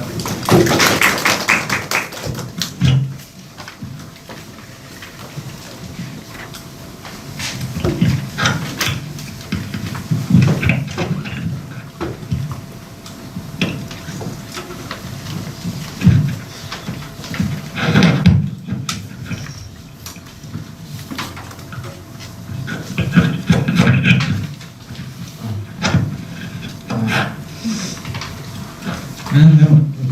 다원정교수와 부원장 김기현입니다. 일단 오늘 말씀드릴 부분은요, 그러니까 이게 프로그램인데 이게 제가 뭐 소제목을 좀 달아보면 별건 아니고요. 그러니까 이게 다원 수학이 좀 미지의 생물처럼 좀 느껴지는 게 좀 있어가지고. 그러니까 왜냐면 과거 원래 워낙 유명하잖아요. 그러니까 이게 잘못 알고 계신 분들도 있고, 그리고 저희가 어떤 방향으로 이제 가르치려고 하는지 그 부분에 대해서 좀 설명을 드리려고 해요. 좀 같이 들어주시면 좋을 것 같은데, 일단은 뭐 비슷하게 뭐 스텝이 진행이 됩니다. 일단 지금은 스텝 2의 단계겠죠. 그래서 9월달, 12월달 그게 진행이 되는 거고요. 전체적으로는 큰 차이가 없다고 봐요. 어차피 이런 부분을 우리가 확실히 다지고, 그리고 문제 풀이하고 파이널 과정, 이런 과정은 사실 거의 대동소이하다 말씀드릴 수 있을 것 같아요. 그래서 일단 합격을 위해서 뭘 해야 될까에 대해서 저희 5가지 정도를 생각해 봤는데, 일단은 입시에 맞는 정확한 방향성. 근데 이거는 제가 사실 여러 번 말씀드렸는데 그 오해와 진실이라고 말씀드리는 게, 그러니까 아까 모의고사를 이제 말씀해 주셨잖아요. 뭐 과학을 들어도 수학 같이 볼 거다. 그러니까 이게 이런 얘기를 제가 원래 하는 걸 별로 안 좋아해요. 뻔한 얘기거나 당연한 얘기를 하는 걸 별로 안 좋아하는 성격이라서 얘기를 안 하는데, 말씀 안 드리면 통 물으시니까 그래서 말씀 좀 드리려고요. 제가 그런 걸 해야 될 입장이더라고요, 보니까. 그래서 작년에도 이제 과학만 다니는데 수학 모의고사를 저희 걸 보면 우리 모의고사는 수학이 안 나와, 점수가. 도대체 뭐냐? 잘못된 거 아니냐? 우리는 잘하는 아이인데. 그러니까 사실 그런 얘기를 들으면 분노가 치여요, 솔직히 말하면. 아니 우리가 얼마나 열심히 문제를 내는데 무슨 말도 안 되는 소리 하는 거야? 이런데 입시가 끝나고 나서 아이들이 평가한 거예요. 이거는 제일 다운 수학 문제가 입시 문제랑 가까웠다. 이거 제가 하는 말은 아닙니다, 이거. 그래서 야, 이거 잘 내고도 이렇게 욕을 먹나? 이런 생각이 좀 들긴 했어요, 억울한 마음에. 그러니까 무슨 말씀을 드리고 싶은 거냐면, 저는 줄차 이제 방향성에 대해서 말씀을 드리는데 저희 선생님들이 방향성에 맞게 문제를 내려고 엄청나게 노력하고요. 저희도 중등과정이 중요하고, 사실은 어떤 커다란 이론이 필요하지 않고 문제 해결력이 중요하다. 이거 몇 년 전부터 계속 말씀드린 부분이에요, 이 부분에 대해서는. 그리고 실제로 제가 모의고사 문제를 낼 때도 어떤 커다란 이론이 반드시 있어야 되는 문제를 절대 내지 않아요, 선생님들이. 실제로 영재고에서 그렇게 나오거든요, 문제 자체가. 하여튼 뭐 그렇습니다. 그리고 또 하나는 이 방향성에 맞는 건데 제가 뭐 이런 말씀을 제가 그냥 드리면 3차 캠프는 다원이다 뭐 이런 말씀 들어보신 적 있을 거예요 아마. 캠프 자체는. 근데 캠프는 꽃이죠 사실 영재고에 입시에서. 그러니까 물론 우발되면 가장 좋은 건데 캠프까지 가면 근데 실제로 캠프에서 많은 아이들이 다원, 영재 수학, 영재 과학을 찾아서 지금 공부를 하고 있는 상황이거든요. 압도적으로. 그 상황 안에서 저희가 사실 3차까지 간다는 건 보통 전문성 있는 선생님들이 아니고서는 사실 아이들이 가르치기 쉽지 않아요. 왜냐면 2차까지 다 거치고 K문이 무슨 뭐 어디 다 거쳐서 최종까지 온 친구들이잖아요. 근데 저희 이 부분에 대해서 3차 부분에 대해서도 되게 훌륭하게 수업을 하고 있는 상황인데 실제로 애들도 많이 모였고 그 상황 안에서 다양성을 저희가 정확히 가지고 가고 있다. 이 말씀을 다시 한번 드리고 싶은 거예요. 이 부분에서는 부끄럽지 않아서 하고 있다. 다양성에 대해서 정확히 말할 수 있다. 우리는 이 말씀 드리고 싶어서 다시 말씀드립니다. 근데 그러면 니네만 다양성에 맞추냐? 그건 아닐 수 있죠. 하지만 가장 정확하게 다양성을 가지고 가고 있다. 이 부분을 말씀드릴 수 있어요. 가장 기민하게. 그리고 문제 해결 능력은 아까 말씀드린 부분 안에서 이 프로그램을 제가 왜 이렇게 설명을 하냐면 이 과정 안에서 끊임없는 고민이 있었거든요. 어떻게 하면 아이들을 성장시킬 수 있을까. 그래서 그 과정을 보여드린다고 생각해요. 문제 해결 능력 향상인데요. 일단 이 시기에는 저희가 하는 게 필수형 정복이랑 문제 해결 증진. 그 문제 해결 증진은 뭐 계속 해야 되는 거예요. 실제로 여러 가지 방법으로 정복을 해야 되는데 이 시기죠. 그러니까 딴딴 프로그램. 이건 그 중등심화를 단단하게 이게 맨 처음에 제가 시작했을 때 이 학원은 중등심화를 푸는데 말도 안 돼. 진짜 수준이 낮구나. 이런 얘기를 듣자마자 또 분노했는데요. 분노했는데 왜 그러냐면 그러니까 저희가 실제로 입시를 가르치고 진행하다 보면 중등학이 되게 중요해요. 그러니까 이걸 뛰어넘는 애들도 있어요. 아예. 그게 다 시키는 건 아니에요, 당연히. 다 시키는 건 아닌데 그러니까 이 부분이 탄탄해졌을 때 아이들이 문제 해결 능력이 증진되는 건 확실해요. 어떤 수준의 아이들. 그래서 우리 아이가 지금 이 과정이 반드시 필요한 아니냐를 판단해 보는 건 선생님들이 하실 거고 저도 이제 하고 있거든요. 근데 그러고 나면 다음 과정이 물론 당연히 있습니다. 근데 이 과정을 천천히 한 친구들은 이 과정이 어떤 과정이냐면요. 그러니까 1-1부터 시작해서 중등심화 100문제가 있어요. 그러니까 중등심화에서 좀 어려운 문제겠죠, 당연히. 쉬운 문제가 아니고. 그러면 계속 이제 시험도 보고, 뭐, 다시 시험도 보고. 그러니까 이게 시험인데, 떨어지면 다시 본다는 얘기예요. 예. 그래서 계속 나가서 3-2까지 가면, 다시 시험 보고, 딴딴으로 넘어갑니다. 딴이고 딴딴이에요. 예. 그래서, 이쪽 가면, 기본적으로 1200문제 플러스 알파죠. 그러니까, 만약에 아이가 문제에 숙련되어 있지 않아요. 그러면 이걸 푸는 게 맞아요. 그리고 실제로 아이들을 이제 입시가 끝난 다음에 제가 물어보거든요. 어떤 게 가장 도움이 됐었냐. 그러면 항상 나오는 프로그램 중에 하나예요, 이게. 인문 안에서. 그러니까 끊임없이 이제 노력을 하고 문제를 풀고 핵심을 파악하는 연습을 계속 하는 게 문제 해결 능력 증진에 당연히 도움이 될 수밖에 없는 거잖아요. 그렇죠? 그런데 2단계를 넘어선 친구들은 괜찮은데 2단계를 넘어서지 못한 친구들은 사실은 이걸 먼저 해야 되는 게 맞죠. 생각보다 어려워요, 이게. 생각보다. 일단 그렇습니다. 그러니까 이거는 어찌됐건 아이들 위해서 실질적으로 필요한 것들이고요. 그러니까 이거는 또 저희 이 시트는 왜 만들었냐면 그러니까 비슷한 문제가 나오니까 나오니까 실제로 나오니까 이렇게 보여드리는 거죠. 네. 그리고 팔국지는 일단 기본적으로 이게 다 뛰어넘은 아이들 같은 경우에는 좀 더 문제풀이를 해야 돼요. 그러니까 서울 정도를 치는 학생들의 가장 문제점 중에 하나로 나타나는 것들이 어떤 것들이 있냐면 극단적인 경우에는 아이들이 이제 자기가 문제를 잘 푼다고 생각하고 실제로 잘 풀어요. 잘 푸는데 그러니까 흥미로운 문제만 찾아다니는 아이들이 있어요. 특히 그 정도 급의 아이들. 그러니까 자기를 자극시키지 않으면 그 문제를 그 문제가 막 파고들어요. 다른 문제는 보지도 않아. 근데 보지도 않을 수 있죠, 물론. 보지도 않을 수 있는데 입시는 그게 좋지가 않아요, 실제로. 입시는 좋지가 않아요. 그러니까 문제량이 줄어들고 그런 부분 안에서. 그리고 그런 친구들은 확실히 그러니까 서술형 안에서는 장단점이 분명해요. 입시는 좋지 않죠. 그러니까 꾸준히 기본적인 것들을 할 수 있는 게 가장 중요한데 이것도 아까 게임에서 잠깐 나와서 말씀드린 건데, 그러니까 이거는 아이들이 좀 게임처럼 공부할 수 있으면 좋지 않을까, 이런 생각에서부터 이제 출발한 건데, 그러니까 영역을 나눠본 거예요, 학교별로. 그래서 아이들이 그 문제를 풀어나가는 거죠. 풀어나가는 거죠. 정도로. 그래서 뭐 중도시 완성이라고 하면 광주, 인천, 세종 이 정도의 실전 문제를 풀고, 그러니까 각각 100문제씩 있거든요. 심화과정은 대전, 대구, 그리고 서울, 한국, 경기, 이렇게 되겠죠. 그래서 총 800문제를 푸는 건데, 이것도 단계별로 나눠서 아이들이 적절한 수준에 맞춰서 진행을 하는 거죠. 그러니까 어찌됐건 문제 해결 능력이란 건 결국 자기가 생각을 해야 돼요, 부분 안에서는. 그래서 KM 2차를 통과했다고 해도 그래도 차이가 나는 부분들이 있는 거죠. 그러니까 아까 이제 팀장님이 말씀해 주셨는데, 정형화되어 있다는 게 좀 문제예요, KM 그 자체는. 그러니까 그 틀 안에서 이제 사고하는 거를 벗어나지 못하거든요. 근데 영재고 문제 같은 경우에는 더하기 빼기만 해도 되는 경우들도 많아요, 실제로. 그러니까 사용된 건 뭐니? 초등수학이요. 근데 문제 못 풀어. 이런 거죠. 그런 거예요. 그래서 자기가 문제를 해결하는 능력을 계속 키워야 돼요, 이 부분 안에서. 그래서 이런 것들을 이제 저희가 진행을 했던 거죠. 그 1월달, 2월달에는 뭐 이때는 역시 문제를 많이 풀어야 되는 거죠, 통장기니까. 그러니까 이론이 어느 정도 완성된 다음 사실은 계속 숙련하는 과정인 거죠. 그러니까 입시라는 건 그렇기 때문에 아이들이 기본적인 걸 잘해내는 게 되게 중요하다고 봐요, 저는.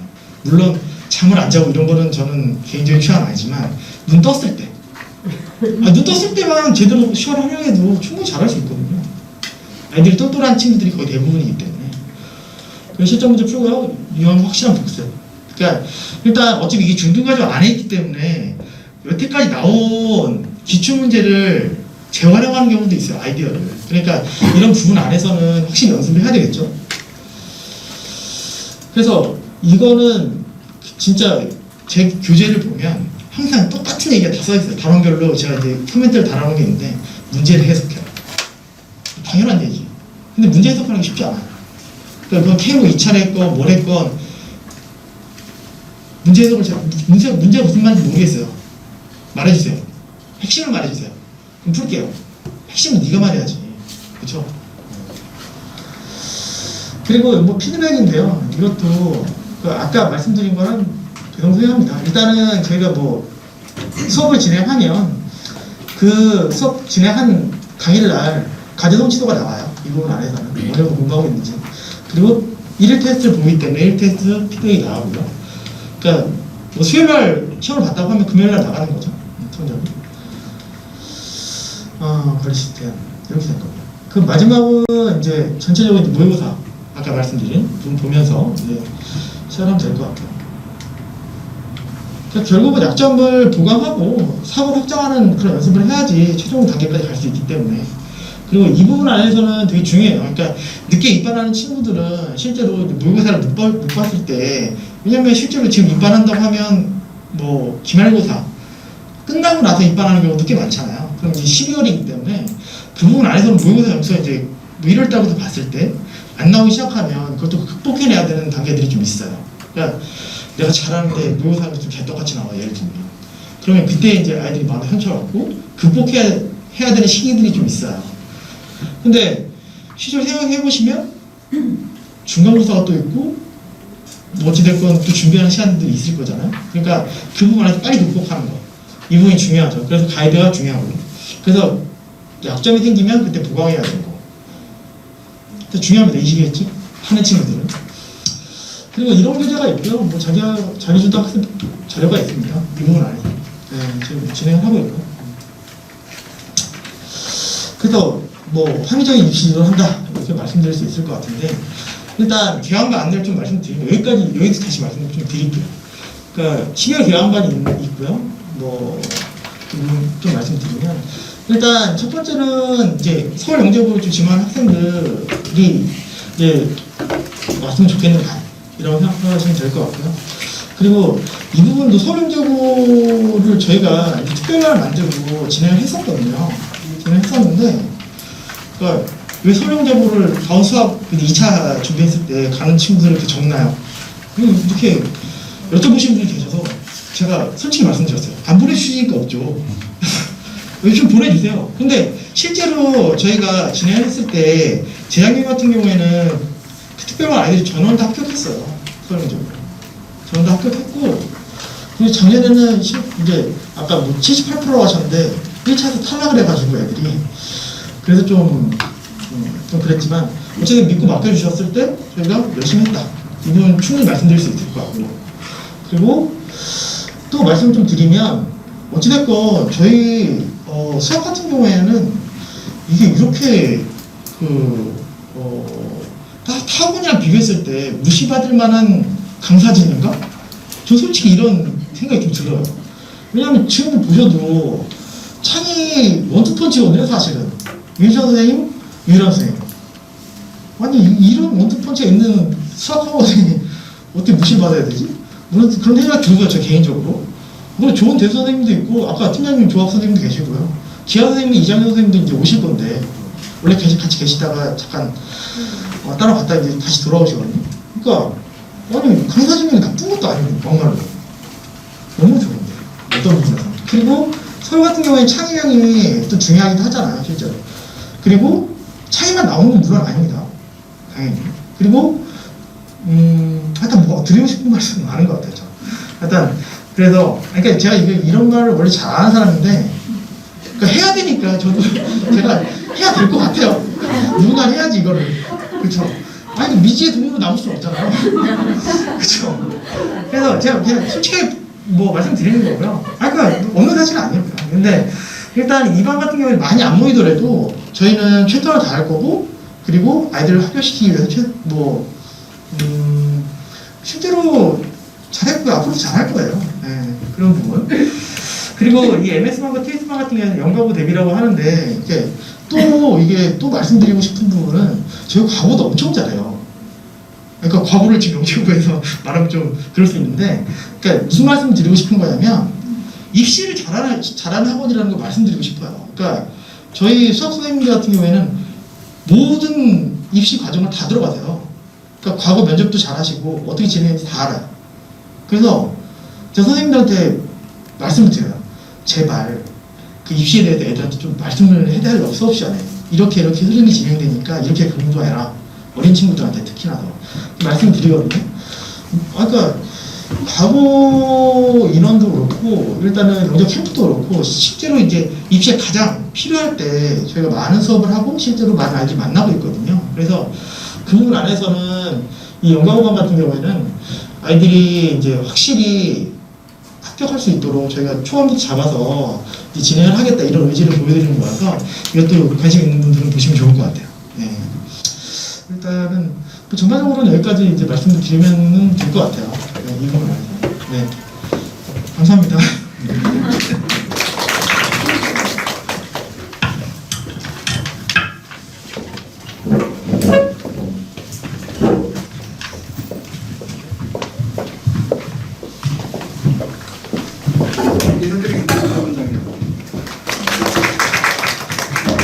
김기훈 원장님이 아주 외친 얘기들 많이 하셨는데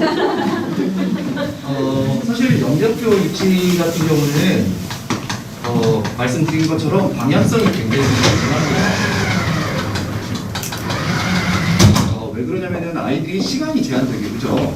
시간이 많지 않아요. 나중에 이제 모의고사 보시면 알겠지만 물리, 화학, 생물, 지학, 수학 한 과목씩만 뜯어놓고 보면 어렵지가 않아요. 충분히 할 수가 있어요. 근데 이제 문제는 뭐냐면 이게 5과목이 연계하고 수학도 배수, 뭐 정수, 기하, 조합 뭐 이런 식으로 있으니까 이런 것들을 하나만 잘하려면은 충분한 시간이 되고 다 잘할 수 있어요. 그리고 진짜로 영재학교 입시에서 중등 심화를 내는 거 맞아요. 하도 중등 심화 안 낸다고 하니까 작년에 왜 그 교육청에서 조사했잖아요. 혹시 발표한 자를 보셨습니까? 영재학교 입시 문제들을 다 까가지고 전문가들한테 문의를 해주고 중등과정에 위배되는 게 몇 %냐 이렇게 했는데 그 전문가들이 종합한 결과가 80% 이상이 중등과정에 적합하다. 한 10% 20% 정도만 벗어난다. 세상에 정말 잘 되고 있었던 거거든요. 그러니까 사실은 그렇게 어렵지 않은데 문제는 뭐냐면 그거를 저기 뭐야 5과목을 다 하려고 하다 보니까 애들이 시간이 없는 거예요. 모의고사 볼 때 애들이 이제 케모 2차 하는 애들은 특별히 케모 2차 끝나고 이제 애들이 뭐만 해요. 또 이제 자기가 지금까지 수학했다고 생각하고 과학만 열심히 하거든요. 1월 달에 딱 모의고사 보면 무슨 일이 벌어질까요? 수학이 안 나와요. 성적이. 그럼 이제 얘들이 수학에 또 이제 공부를 해요. 다음 모의고사 볼 때는 뭐가 안 나올까요? 과학이 안 나와요. 그 모의고사 또 과학 내에서도 물리가 좀 성적이 안 나왔네? 그럼 또 2주간 또 열심히 물리를 해요. 그러면 다른 과목이 안 나와요. 그래서 사실 이게 입시라고 하는 게 우리가 이제 한 과목 한 과목을 뜯어놓고 보면 그렇게 어렵지 않은데 문제는 이거를 다 공부를 해야 된다는 점 그리고 이제 그러다 보니까 아이들이 시간 관리라는 부분이 들어가잖아요. 시간 관리 부분에서는 아이들의 공부하는 태도와 어떤 성향,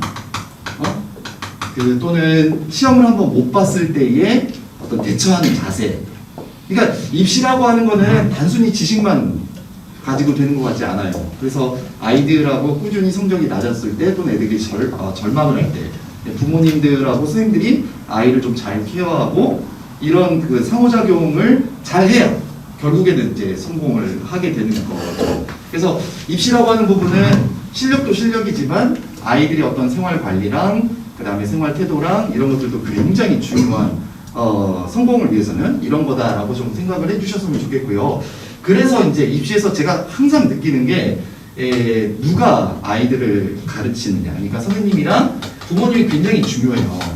진짜 물론 이제 가장 중요한 거는 학생이죠. 학생이 이런 태도를 갖는 건데 첫 번째 지향해야 될 부모님들이나 선생님들의 자세가 뭐냐면 너무 학생한테 완벽하게 기대하는 거예요. 진짜 우리 아까 이제 추 선생님 막 애들이 오죽 답답하면 그러겠어요. 그냥 아침에 일찍 일어나서 새벽 6시에 일어나서 공부하다가 학교 가서 쉴 새 없이 공부하고 집에 가서 또 공부하고 저녁에 학원 갔다 와서 또 공부하고 이런 아이들은 그냥 없다고 보시면 돼요.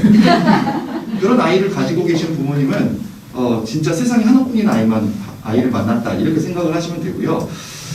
제가 볼 때는 지금 이 영재고를 가겠다는 마음을 먹는 학생들이 진짜 훌륭한 것 같아요. 옛날에 이제 영재학교 입시가 막 너무 불이 붙었을 때는 왜냐면 이게 왜 영재학교 입시가 불이 붙은 거냐면 그 밑에 지방 영재학교가 생기면서 그런 거예요. 지방 영재학교 세종예술영재학교나 뭐 이런 영재학교가 생기면서 나하고 같이 공부했던 애가 갑자기 영재고를 간다는 거예요. 그럼 실제로 붙어요. 별로 그렇게 뛰어난 것 같지 않은데 나하고 비슷한 애 같은데 부모님들 그러니까 그런 애들이 붙으니까 제가 붙는데 우리 애도 붙을 수 있어. 그러고 이제 막 생긴 거예요. 그러다가 이제 사실 지역 우선 선발 제도라는 게 말은 안 해서 그렇지 이번 정권 들어서 사실 재작년 한 3년 전부터는 그 서류의 중요성이 점점 강조가 되면서 지역 아이들을 많이 뽑아봤어요. 아까 통계 보셨죠? 서울 경기 지역이 전체 우리나라 인구의 몇 퍼센트인지 잘 아시죠? 몇 퍼센트죠? 70%예요. 그러면 서울 경기 지역 아이들이 전체 학교에 70%를 붙는 게 공정한 거 아닌가요? 부모님들 생각은 어떨지 모르겠는데 근데 이게 높다고 문제를 제기한 거예요. 하도 뭐라고 하니까 지금 올해 60%가 된 거예요. 저는 개인적으로는 역차별이라고 생각해요. 인구가 70%인데 학교 실제로 붙는 아이들은 60%인 게 이게 그러면 50%까지 낮아져야 공정한 겁니까 이게? 사실 이게 이제 그리고 이렇게 하다 보니까 진짜 한 10% 정도 감소했어요. 제가 서울 경기는 아까 보셨지만 큰 차이는 없어요. 서울 영재학교하고 경기 영재학교는. 근데 나머지 지방 영재학교들에서 사실은 10% 정도 감소한 건 맞아요. 제가 매년 이렇게 지도를 해보면 10% 감소하니까 지금은 이제 옛날에 그렇게 그냥 한번 해볼까? 그래가지고 예술영재학교 붙기가 이제는 어려워요. 준비 안 하다가 갑자기 3월달에 그래서 3월달에 입시할 때 보면 재밌는 현상들이 많이 있는데 어떤 부모님이 전화를 하셔가지고 우리 애가 서류를 통과했어. 그때 당시에 다 통과했던 때거든요. 서류 통과했다고 영재고를 준비해본다고 또 그런 부모님들도 계셨는데 그런 부모님들이 일정 부분 합격한 아이들도 있었어요. 실제로. 그러니까 그러니까 이제 아이들이 다 이제 영재학교를 준비를 했는데 사실 작년에 이제 아이들 보면 그냥 한번 넣어봐가지고 된 경우는 서울 경기 지역에서는 좀 드문 걸까요? 반면에 외곽 지역에서는 그런 애들이 늘어난 거예요. 그럴 수밖에 없겠죠. 그래서 지금 경기도 저기 용인이나 뭐 수지나 이쪽이랑 그 다음에 그 대구, 부산, 뭐 창원, 광주 이런 데는 영재학교 붐이 불었어요. 이제 붙으니까 애들이 서울하고 비슷한 거죠. 다만 이제 서울 경기 지역 아이들은 이렇게 하다 보니까 가능성을 별로 못 느끼는 거죠. 그러다 보니까 이제 아이들이 이제 영재학교를 잘 준비를 안 하려고 하는 학생들이 더 생기고 또 애들이 요즘에 코로나 때문에 진짜 약해졌어요. 저녁에 막 늦게까지 공부하라고 하죠. 3일 동안 수학하죠. 또 3일 과학하죠. 그러니까 그런 삶은 저는 살 수가 없어요. 이런 아이들이 점점 많아지고 그리고 부모님들은 애들의 인생보다 내 인생이 제일 중요해 이제.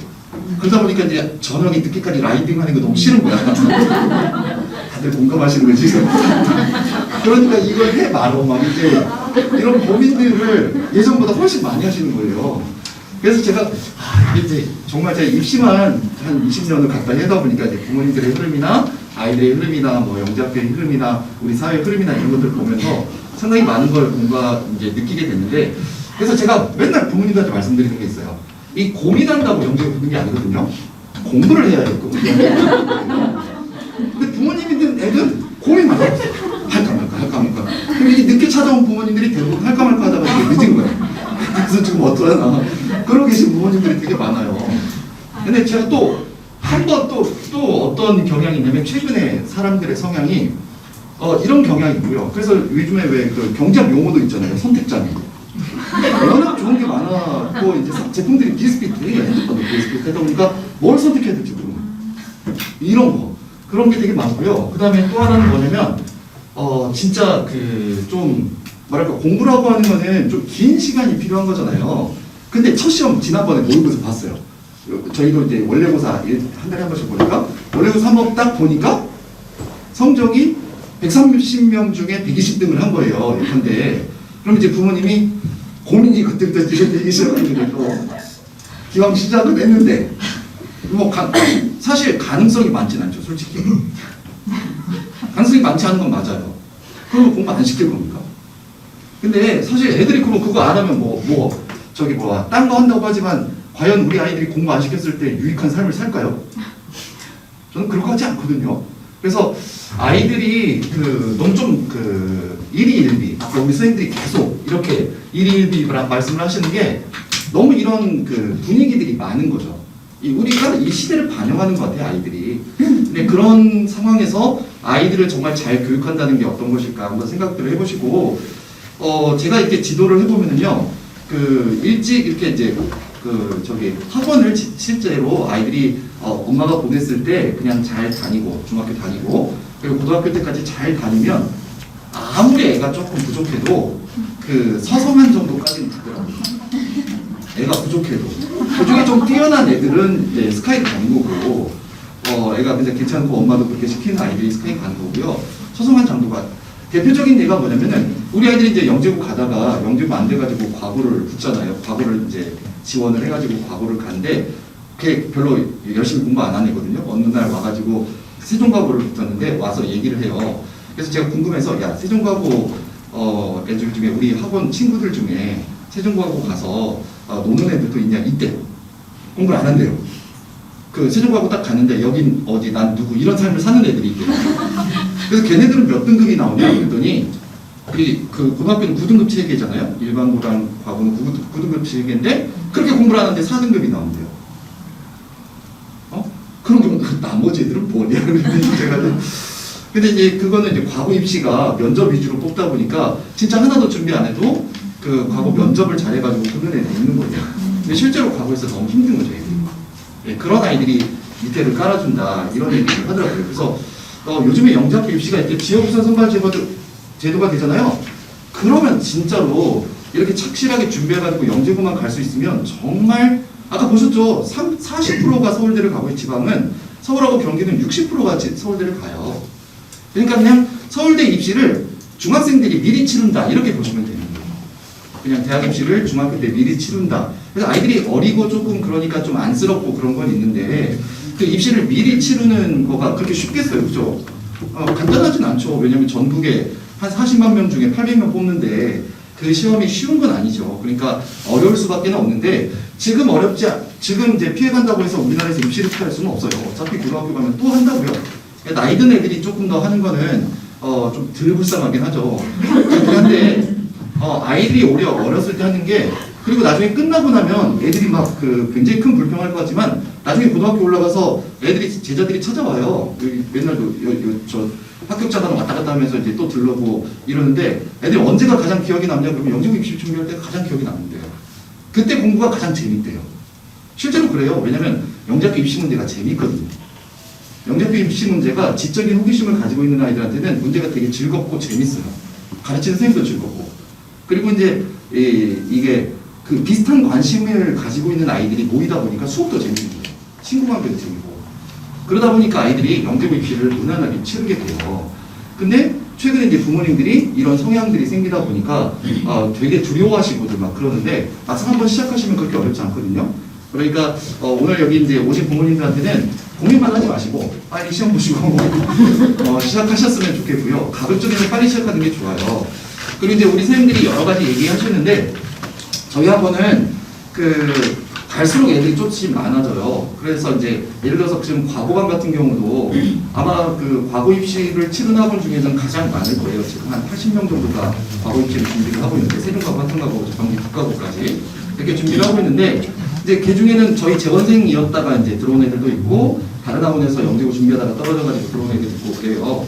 근데 이제 또 영재고 캠프도 굉장히 이제 인원이 몰리는 학원이고 이러다 보니까 선생님들이 수업을 하는 걸 들어보면 좀 일찍 올 걸 이런 부모님들이 되게 많이 계시거든요. 그러니까 이제 아마 겨울방학 때 학원을 선택하셔서 오시면 아이들을 잘 지도할 수 있는 선생님들로 구성이 돼서 아이들이 그래도 좀 덜 스트레스 받고 아이들이 좀 끝까지 참아낼 수 있게 이렇게 선생님들이 지도를 할 겁니다. 그래서 믿고 맡겨주시면 좋은 결과들로 보답을 드리도록 하겠습니다. 설명회는 여기서.